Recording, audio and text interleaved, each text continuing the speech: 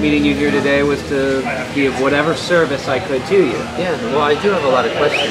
I've always had a sense of purpose, but not one of I need to be in school to go ahead and do this, to get to this position. I didn't want to become a doctor. I didn't want to do any of that. Just wanted to live life. We're all here at that place for a specific reason, and the events that led up to me getting to see you was wow. It was like a straight communication with God itself, I was just shopping for a bicycle. I don't even know what bicycle I was going to get. So now I go into these bicycle shops, and then Tony had mentioned about you and gave me your flyer, and I was like, let me go check this guy out. And it was about you, and to get in contact with you, and that I did. Yeah. And then on Sunday, as soon as I walked into the place, you came right up. I didn't really know what your face looked like or anything. And then you introduced yourself. I was like, oh my God. Another exciting moment. And then you had said what you said was that we're all there for specific reasons. And it's really been cool. It's been an amazing journey up until this point, trying to get everything together to manifest it all just before the girl that I'm doing it with, she's been planning this out for years. I've only been doing this for less than a month. Right. I've only had that much time to get everything together for this trip, and it's all fallen into place. That's the nature of a journey. I mean, to be called to do something means that you're not the actor, you're not the one, the force behind it. And so to be led to do something, you would expect all the doors to open, and you would expect for things to fall into place. Like when I went on my trip, I didn't finance the trip. I didn't get clothes or get bicycles, or I just went just like you did. Who else has done this? Maybe I can get their help. Maybe I can ask them how they did it. And days before I left on the trip, I had no money, no apparel. I didn't have the tent. I didn't have anything. So how did you do it? I just kept doing exactly what you're doing, going to different places. I had a very specific element, which was I knew why I was doing it. Yeah. And that's, you have to know why. Yeah. And that you find by asking the question. Yeah. And being challenged. One of the first people I came to said to me something very profound.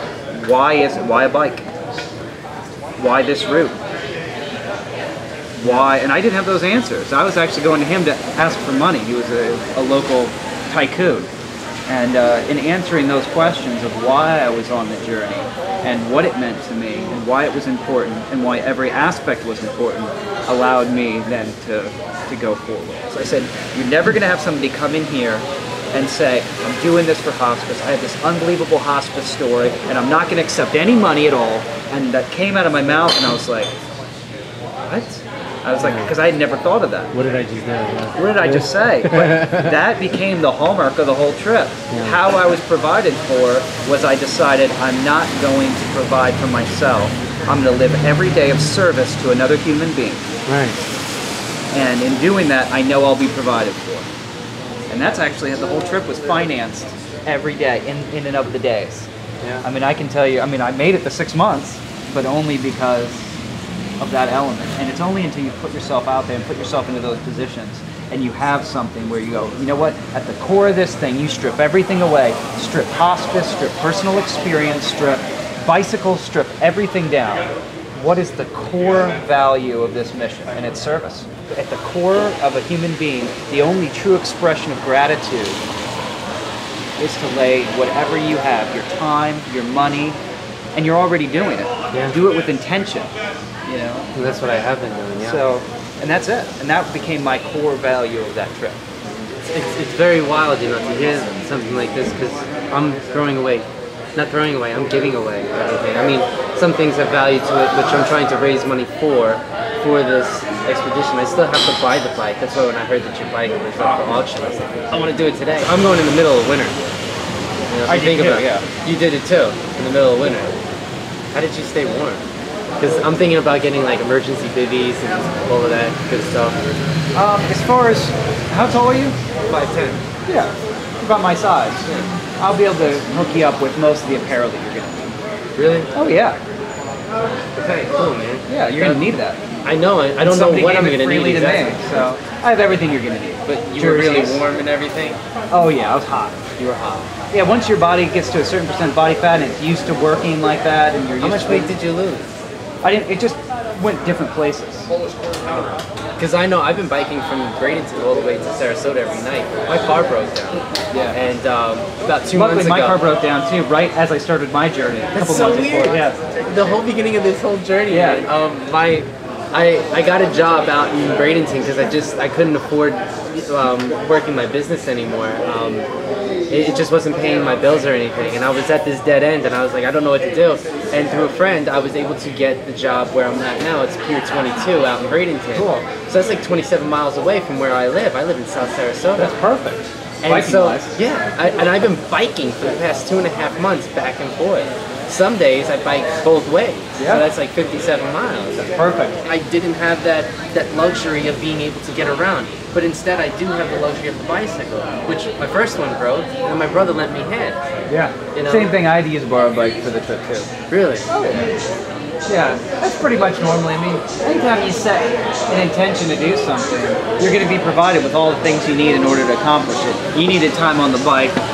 It makes perfect sense. That's a normal part of any journey. If that wasn't happening, I'd be concerned. Well, the girl that I'm doing it with, she's not here. I think she's out camping right now. But she's been planning this for a whole year, and she's got a lot of the stuff that she needs. At the same time, all of her friends that she was going to be doing it with backed out. That night that they all backed out, that she found out that the last person wasn't going to go with her, she thought she was going to go on her own. I find out through my friend Steve, who's videotaping right now, that about this girl. And I didn't remember what her name was or anything, and then I get home and I go online, Facebook. It's like usually the first thing that I do as soon as I get home. And one of my friends had posted something that she had posted about, and I saw her video, and I was like, wow, that's really interesting. And then I saw that he was friends with her. I was like, this must be the girl. So then I friended her. And I wrote to her. I was like, you know, I really want to do something like this. And then she wrote back to me somewhere along the lines, well, a lot of people talk about it, but they don't know how to be about it. So I was like, wow, that was tough. That was tough.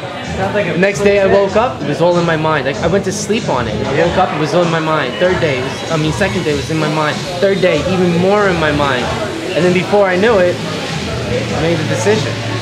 I just know I need to move forward. I don't know exactly how or why I'm doing what I'm doing. I know it's a spiritual journey for me. And when I get to the end, what's going to be after the end? I don't know, but it'll unfold as I keep on going. And it will unfold. I would definitely say you have to, it's never the easiest thing to challenge yourself. You got to say, why am I doing this? Yeah. What is your core value? What is your mission? You got to have that, because there always comes a time when why you're doing it becomes why you're doing it, and you gotta know that as intrinsically as you know yourself. Along the way, like, what did you eat? I don't want to eat something heavy and then, you know, be like hurting along the way. I'm also gonna be trailing. You'll eventually find, like, I'm a vegetarian, but I wasn't when I first started. Right. You'll find that if you're burning enough calories, I mean, you could eat pizza every day. I did that for weeks. Pizza every day. That's awesome. Yeah, it's great. You can eat fast food. You can eat anything you want. And the best part, the United States, there's always food. Yeah. Abundant food. Abundant food. Yeah. That's the thing about the United States. As long as you're in the States, you'll be fed. And a lot of times people just feed you. They'll see what you're doing, they'll bring you into their homes, they'll feed you, they'll give you food. You'll walk into a restaurant and sit down and you'll eat, and then they'll just say no check and those sorts of things. But those are where somebody could say, hey, what are you doing? And if you say, I'm spreading light or this or that, they're like, oh, okay, here's your check. You know, you say, I'm riding from Florida to Alaska, I'm doing it to raise money for non-for-profit hospice. They go, oh, my grandmother was in hospice, or right now I'm working on a grieving children's initiative for kids that have lost their parents. Wow. And it's a 3-tiered approach. It creates a national social media site, so that kids going through the exact same thing can talk to somebody else in real time and help somebody else going through it. So if a 12-year-old that just lost his mother, no one understands what that kid's going through except another 12-year-old who just lost their mother. So it's like a student becomes a teacher, the teacher is also the student. That's the only way people learn and grow. Yeah. Speaking something into existence is a natural part of a journey. Right. The call happens, the call becomes a dream. The dream is exciting, but the dream becomes a plan. In that plan, it's not where you say this day, then this day, then this day. You say, I have a core value. And every one of my decisions is based on that core value. Everything, is this of service to another person? Is this not of service? Am I raising money and awareness for hospice? Am I not? And that comes with the discipline of sitting down, praying, meditating, and writing it. And having somebody that holds you accountable. And again, it really comes down to, you have to make the impact. You personally, John Caruso, has an exact calling. You have a highest good. I'm just following that feeling, man. Yeah. But part of that is honoring. You gotta dig deep, and you gotta identify. I do one thing better than anything else that I do. Yep. I have one calling that's more immediate, more pressing than any calling else I have. I have one life experience, and that life experience uniquely enables me more than any other person to do blank. You find that blank and then go do it.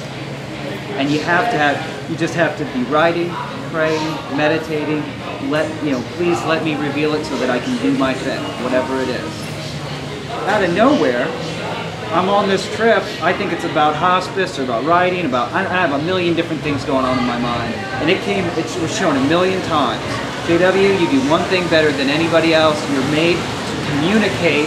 This is an inspirational message, and you have a way to share it. You have to demand from yourself the discipline, and you got to write it and design it. Actually, physically write and design it. Exactly. You got to do that. You can't leave without that design. Yeah. You can't leave without those words, whatever they are. Right.